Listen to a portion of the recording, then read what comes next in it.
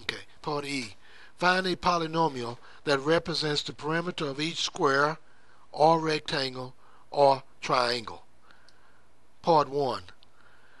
Well, here we have a square, which means all four sides are equal, and therefore they only need to give us a polynomial for one side, and that polynomial is 1/2 x plus 4.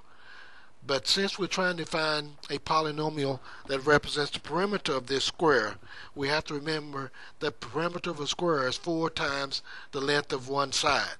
Therefore, the perimeter in this case is 4 times the quantity 1/2 x plus 4. Distributing that, multiplying each term by 4, we get that the perimeter can be represented by the polynomial 2x plus 16. Number 2. Here we have a rectangle, so we need to know the polynomial that represents the length and the width. The polynomial that represents the width is x plus 2. The polynomial that represents the length is x squared plus 2x plus 5. And we want to find the polynomial that represents the perimeter. Therefore, we need to know the formula for the perimeter of a rectangle. As you know, the formula is 2 times the length plus 2 times the width.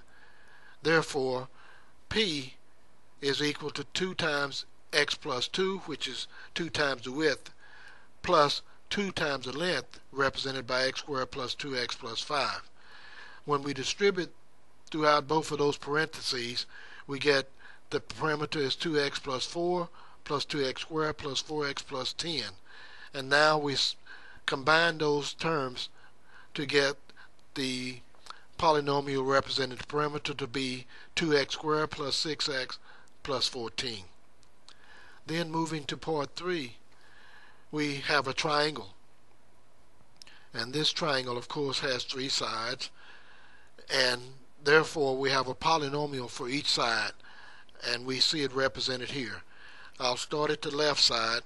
The length of that left side is 2a plus 1. Moving to the right, the second side 6a squared plus 5, and the third side is represented by the polynomial 3x squared plus a minus 2. Since we're concerned about the perimeter, we have to add all 3 of those sides. So that means that P is equal to 2a plus 1 plus 6a squared plus 5 plus 3a squared plus a minus 2. When we combine those like terms and do the addition that we need, we get the polynomial 9a squared plus 3a plus 4 for the perimeter. Example 2. Find the measure of each angle of the triangle below. Remember, the sum of the measure of the angles of any triangle is 180 degrees. And therefore, this triangle, you can see that each angle is represented by a polynomial. As indicated here at the top, this angle is represented by 3x minus 2. The next one is represented by going to the right, 3x minus 5. And the third one, lower left, is represented by 2x minus 3. So, since the sum of the measure of these 3 angles is 180 degrees, we can write 2x minus 3 plus 5x minus 2 plus 3x minus 5 equal 180. Again, we can add like terms, that is, add all the x terms together and then all the constant terms together on the left side. We will get 10x minus 10 equals 180. Then we divide both, well, we'll add 10 to both sides first, getting 10x equal to 190. Then dividing both sides by 10, we get x equal 19 degrees. However, that does not tell us the measure of each of these angles.